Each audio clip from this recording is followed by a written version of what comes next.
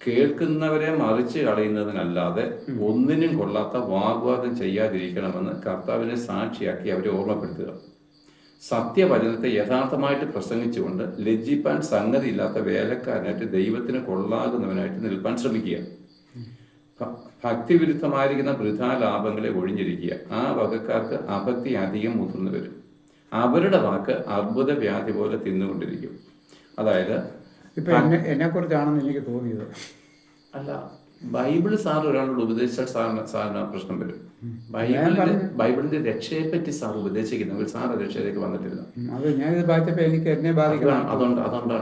അതാണ് നമ്മുടെ ഈ ബൈബിൾ ക്ലാസ്സിന്റെ യഥാർത്ഥമായിരിക്കുന്ന അനുഭവം. നമുക്ക് നമ്മളെ പറ്റി തന്നെ വിധിക്കുക. കാരണം നമ്മൾ ബൈബിളിനെ പറ്റിയാണ് ഉപദേശിക്കുമ്പോൾ നമ്മുടെ ചിന്തകളല്ല ഇതെന്ത് പറഞ്ഞിട്ടാണെന്ന് പറഞ്ഞിട്ടോ.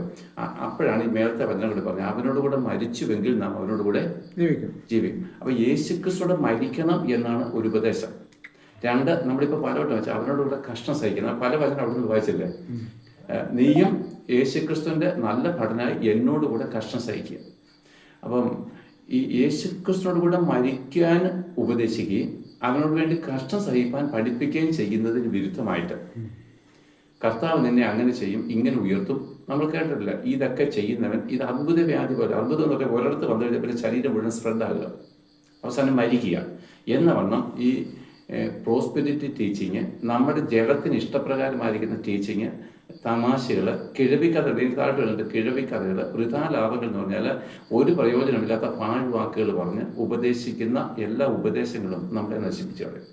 എന്നിട്ട് അവർക്ക് വരുന്ന കാര്യം അവസാനം ഇവരും നശിച്ചു പോകും. അപ്പൊ താൽക്കാലിക ലാഭത്തിന് വേണ്ടി ഇപ്പൊ ഞാൻ തെളിച്ച് പറഞ്ഞു കഴിഞ്ഞാൽ സാറിനെ സൂചിപ്പിക്കുന്ന എന്തെങ്കിലും ഞാൻ ഇതുവരെ പറഞ്ഞു ഇവിടെ വന്നിട്ടുണ്ട് ഇല്ല. അപ്പൊ എൻ്റെ ലക്ഷ്യം സാർ നിത്യതയിൽ വരണം. അവനോട് മരിച്ചുവെങ്കിൽ അവനോട് കൂടെ വാഴും, ജീവിക്കും. അപ്പൊ യേശുക്രിസ്തുവോട് സാർ ജീവിക്കണം. ഇത് ആരുടെ ആഗ്രഹം? കർത്താവിൻ്റെ, എൻ്റെ.